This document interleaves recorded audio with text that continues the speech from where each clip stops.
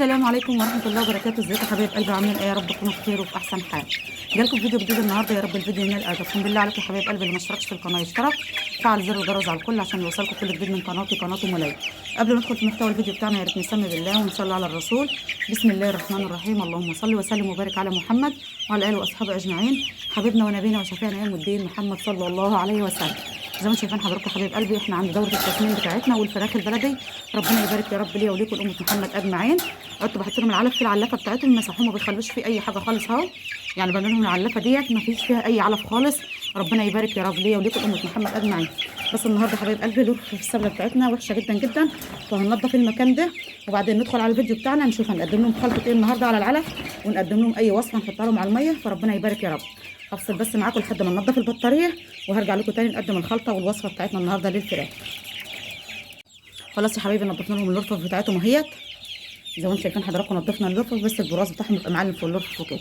غسلت بقى السقايات من قدامهم عشان اضيف لهم الاول الوصفه، عشان انا بحط العلف هنا ما ينفعش احط العلف قبل الميه، لازم احط الميه الاول عشان اقفل البطاريه عشان احط العلف في العلافه بتاعتهم. هم واقفين محتارين عايزين ياكلوا باي طريقه لانهم جاعوا فعلا، لان احنا بقينا الظهر يا حبايب قلبي واتاخرت عليهم جدا جدا بالعلف، فربنا ييسر الحال. هبدا بقى اقدم لهم الوصفه بتاعتنا النهارده. الوصفه بتاعتنا حبايب قلبي عباره عن بنجر زي ما انتم شايفين وبصل وخل. جبت حبايه كبيره من البنجر وجبت بصلايه وضربتهم بربع كوبايه من الخل في قلب الخلاط وصفيتهم عشان بس السقايات ما تتكتمش يا حبايب قلبي. زي ما انتم شايفين دي الوصفه بتاعتنا اللي هنقدمها للطيور بتاعتنا النهارده، مضاد حيوي طبيعي ورافع مناعه ومضاد سموم، حلو جدا جدا عشان الفراخ بتاعتنا تبقى كويسه ما يبقاش فيها اي حاجه. فربنا ييسر الحال. اطلع بره.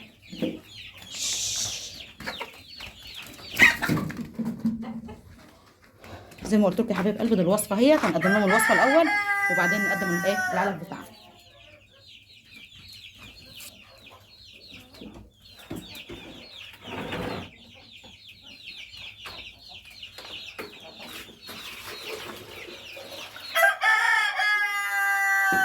خلاص يا عم الحاج.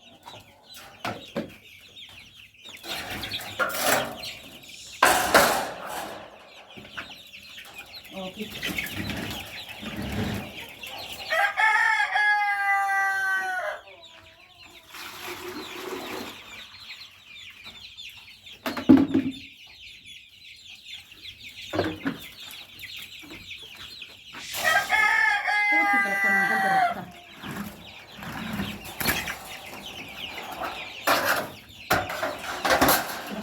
الوصفه بتاعتنا. نبدا بقى نجهز الخلط. ده الخشن اللي خارج معانا يا جماعه، شايفين يا حبايب قلبي الخشن اللي خرج من الوصفه اللي انا عملتها اللي هو البنجر والثوم والبصل البنجر والبصل وخلي يا حبايبي زي ما انتم شايفين.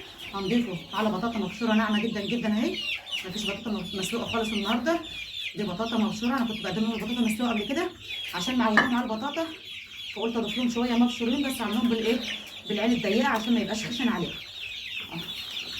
دعكت اهوت البصل مع البنجر مع البطاطا عشان ريحه البصل تبقى في المكونات كده، لان البصل مضاد حيوي طبيعي حلو جدا جدا. او الثوم يا حبايب قلبي، عايزين تضيفوا بصل ضيفوا، عايزين تضيفوا ثوم ضيفوا، بس كل حاجه تبقى لوحدها في يوم، يعني ما تضيفوش الاثنين مع بعض عشان كل حاجه تجيب النتيجه بتاعتها. العلف بتاعنا اول يوم النهارده هحط لهم علف وسط لان العلف الناعم خلص من عندي، اخلطها كويس اهو مع بعضها عشان اقدمها لكم. الوجبه دي جميله جدا جدا، فيها رافع اوزان عالي وفيها رافع مناعه وفيها مضاد حيوي شامله كل حاجه، هتخلي الفراخ بتاعتك تشيل اوزان عاليه وتخلي الفراخ بتاعتك مفيش فيها اي ميكروب ولا اي فيروسات خالص. خلاص يا حاج.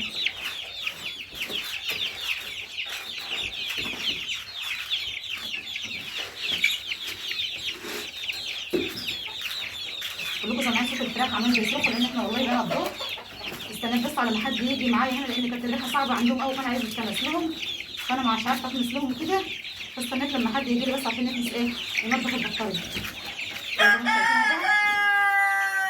حط شويه في الطرف لان في فراخ صغيره ما بتعرفش تقف في العلاف. نبدا بقى نوزع في العلافه دي. شوفوا انتوا بقى كده هم جايين على اكل، هيجيبوا على اكل كل وقت وهيجيبوا على بعض. شايفين انتوا المنظر ده؟ بسم الله ما شاء الله، ولا حول ولا قوه الا بالله العلي العظيم. ربنا يبارك يا رب، ربنا يبارك للجميع ان شاء الله. الشباب بياخدوا في مكان واحد ويدوسوا على بعض.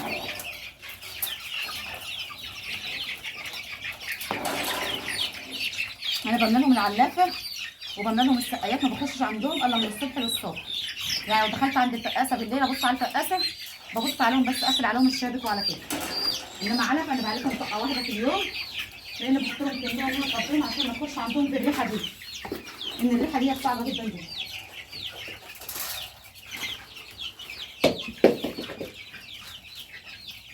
دي بقى هنحطها في البطاريه من جوه للفراخ الصغيره.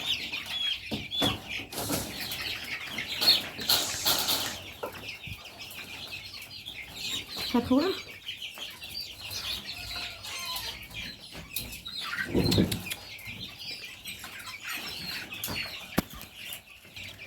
زي ما انتم شايفين يا حبايب قلبي. انا ضفت العلافه جوه اهوت، اللي هي التورته الصغيره، حطيتها جوه وايه وعلفت في البطاريه.